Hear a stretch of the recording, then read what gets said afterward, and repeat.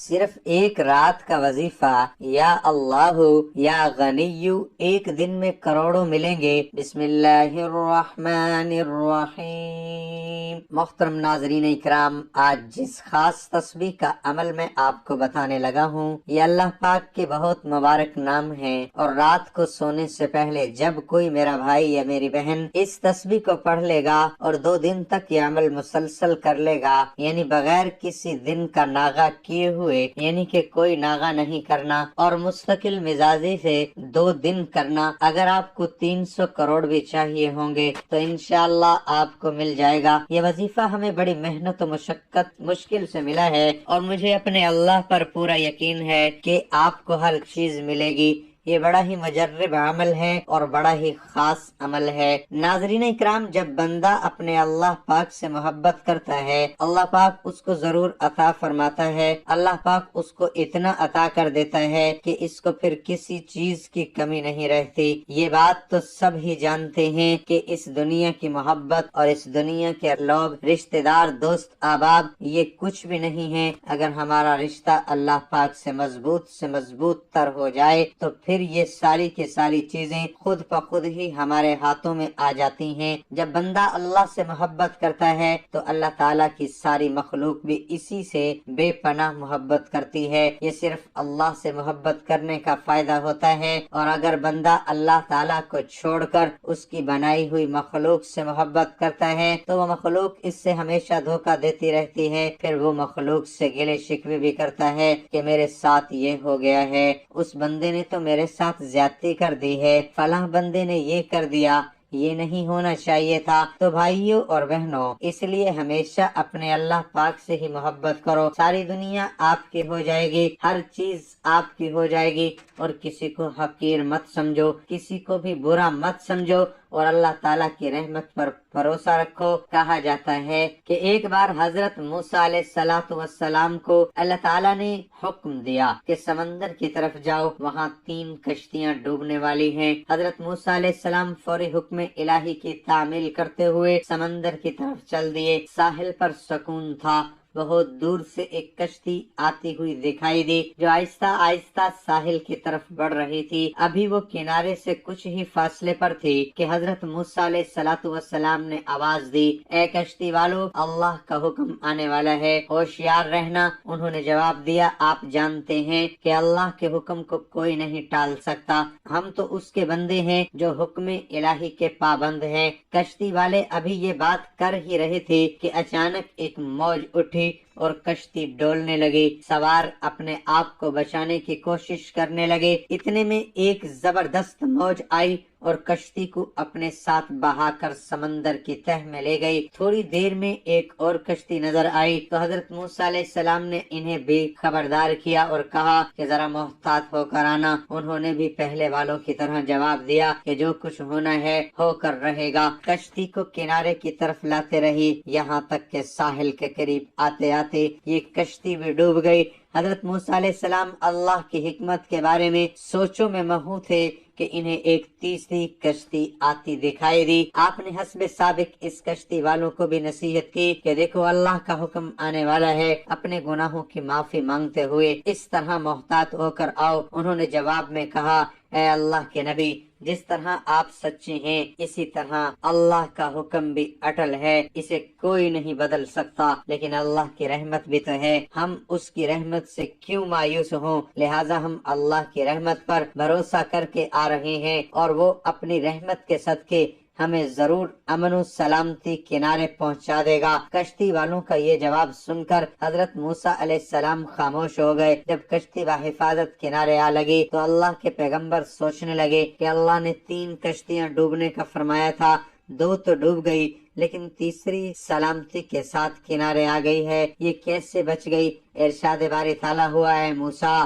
آپ نے سنا نہیں کہ تیسری کشتی والوں نے کیا کہا؟ انہوں نے میرے حکم کو تسلیم کیا تھا، میری رحمت کو آواز دی تھی، اس پر پورا توکل اور بھروسہ بھی کیا تھا، تو اس لیے یہ کشتی میری رحمت کے طفیل بچ گئی۔ کیونکہ جو بھی میری رحمت کے دروازے پر آ کر صدا دیتا ہے میں اسے نا امید نہیں کرتا۔ واللہ تعالی عالم مفہوم ہے کہ جب اللہ تعالیٰ نے مخلوقات کو پیدا فرمایا تو عرش پر لکھ دیا میری رحمت میرے غضب پر غالب ہے۔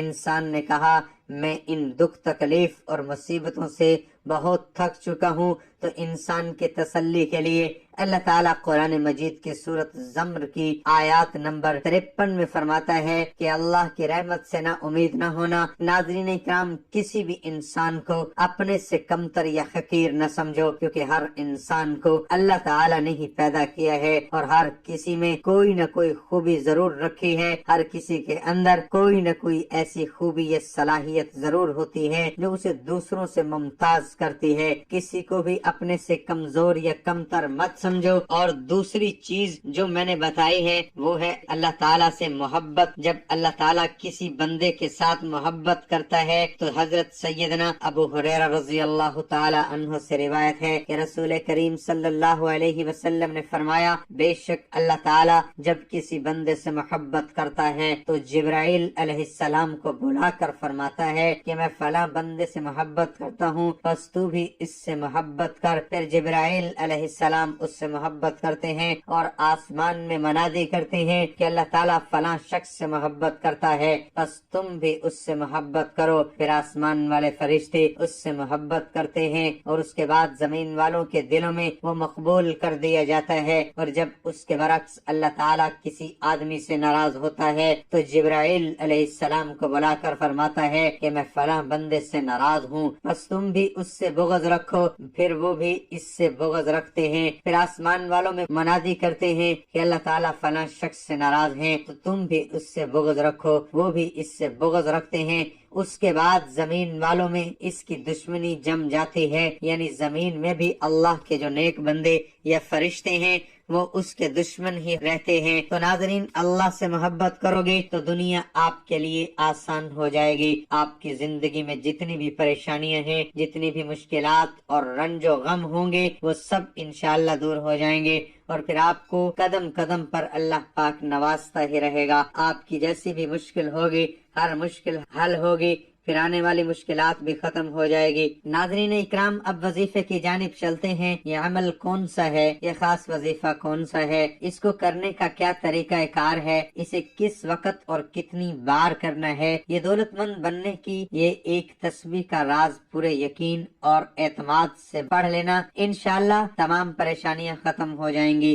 ہر مشکلات ختم ہو جائے گی۔ پوری زندگی میں مختلف طرح کی پریشانیوں سے واسطہ رہتا ہے، انسان کو مختلف طرح کی آزمائشوں سے واسطہ پڑتا رہتا ہے۔ حالات ہمیشہ ایک جیسے نہیں رہتے، زندگی میں اتار چڑھاؤ آتا ہی رہتا ہے۔ تو بس آپ لوگوں نے صبر کرنا ہے اور ہمیشہ نماز کی پابندی کرنی ہے۔ قرآن پاک میں بھی ہے کہ اللہ پاک صبر کرنے والوں کے ساتھ ہے۔ جتنا آپ صبر کرو گے اللہ پاک آپ کو اتنا زیادہ اور بہتر اجر عطا کرے گا۔ ہر مشکل کے ساتھ آسانی بھی چھپی ہوتی ہے۔ صبر کے معنی ہے کسی خوشی، مصیبت، غم اور پریشانی وغیرہ کے وقت میں خود کو قابو میں رکھنا اور خلاف شریعت کاموں سے بچنا۔ حضرت عبداللہ بن مسعود رضی اللہ عنہ سے مروی ہے کہ حضور نبی اکرم صلی اللہ علیہ وسلم نے فرمایا، صبر نصف ایمان ہے۔ صبر انسان کو بہترین فیصلے کرنے کی طاقت و قوت عطا کرتا ہے۔ نیز قرآن و حدیث میں بھی اس کی بہت زیادہ تلقین کی گئی ہے۔ قرآن حکیم میں اللہ تعالیٰ نے صبر کی فضیلت بیان کرتے ہوئے فرمایا ہے، ان کو ان کا اجر دگنا دیا جائے گا۔ ارشاد فرمایا کہ ان لوگوں کو دگنا اجر دیا جائے گا کیونکہ وہ پہلی کتاب پر بھی ایمان لائے اور قرآن پاک کے احکامات کی پیروی کی اور صبر کیا۔ ان اللہ مع الصابرین، جان لو کہ اللہ صبر کرنے والوں کے ساتھ ہے۔ اے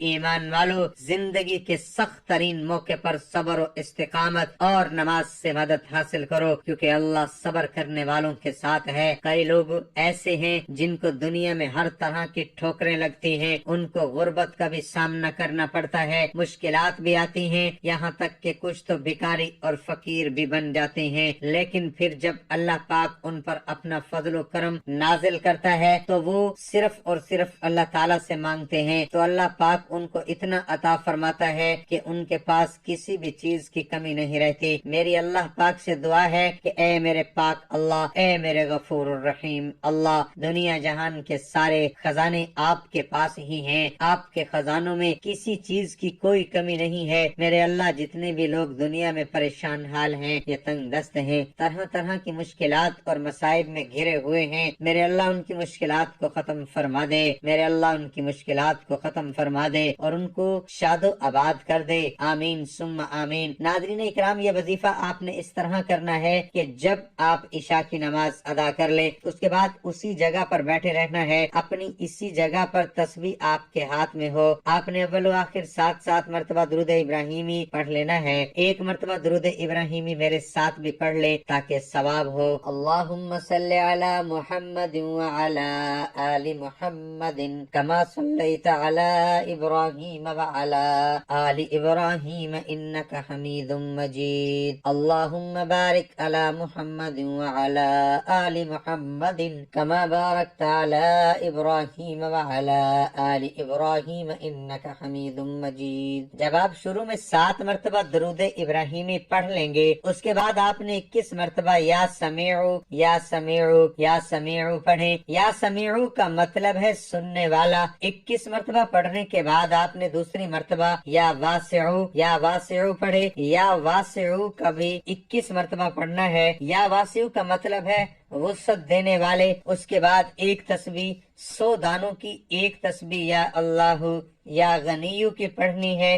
یہ 3 تسبیحات اللہ پاک کے ان مبارک ناموں کی پڑھ لینی ہے۔ پھر 160 مرتبہ استغفر اللہ استغفر اللہ استغفر اللہ پڑھے۔ انشاءاللہ مال و دولت میں خوب اضافہ ہوگا، اور اگر کوئی شخص اپنا کاروبار بڑھانا چاہتا ہے تو اس کے لیے بھی یہ وظیفہ بڑا ہی مجرب ہے، بڑا ہی خاص وظیفہ ہے۔ اللہ پاک اس کو بہت زیادہ رزق اور مال و دولت عطا کر دے گا، اس کی مشکلات کو ختم کر دے گا، اس کے رزق میں اس کی روزی میں بہت زیادہ اضافہ ہوگا۔ ہر گزرتے دن کے ساتھ ساتھ اس کی دولت میں اضافہ ہوتا رہے گا، اس کی مشکل سے مشکل کاموں میں آسانیاں پیدا ہوں گی، اس کی جو دلی حاجات ہوں گی سب پوری ہوں گی۔ کئی دفعہ ایسا ہوتا ہے کہ انسان کے دل میں کئی طرح کی خواہشات ہوتی ہیں جن کا وہ کسی سے ذکر بھی نہیں کر پاتا۔ کچھ خواہشات ایسی ہوتی ہیں جو آپ زمانے کے سامنے، معاشرے کے سامنے بیان کرو گے تو وہ سب آپ کا مذاق بناتے ہیں۔ تو ناظرین، جس طرح کے بھی حالات ہوتے ہیں اپنے اللہ کو ہی بتایا کرو، بے شک اللہ تعالیٰ سب کچھ جانتا ہے، لیکن پھر بھی اسے بندے کا مانگنا اور ہاتھ پھیلانا بہت پسند ہے، اس لیے اپنے اللہ سے مانگ لیا کرو، اللہ سے ہر چیز میں مدد طلب کیا کرو۔ اللہ پاک بڑا ہی غفور الرحیم ہے اور وہ عطا کرنے والی ذات ہے۔ رزق کے حوالے سے، دولت کے حوالے سے پریشان نہ ہوا کریں، اللہ پاک ایسے ایسے وسائل پیدا کر دے گا جو آپ نے سوچے بھی نہیں ہوں گے، وہاں سے آپ کی مشکلات دور ہو جائیں گی، رزق میں اضافہ ہوگا اور زندگی بھی بدل جائے گی۔ آخر میں دعا ہے کہ اے میرے پاک اللہ، اے میرے غفور الرحیم اللہ، ہم سب کی مشکلات کو ختم فرما دے، ہمارے رزق میں، ہماری روزگار میں اضافہ فرما دے۔ میرے اللہ، ہمیں مانگنا نہیں آتا مگر تجھے تو خود دینا آتا ہے، میرے اللہ ہمیں بغیر مانگے سب کچھ عطا کر دے، آمین ثم آمین۔ ناظرین، اللہ تعالیٰ کے 99 ناموں میں سے کوئی ایک نام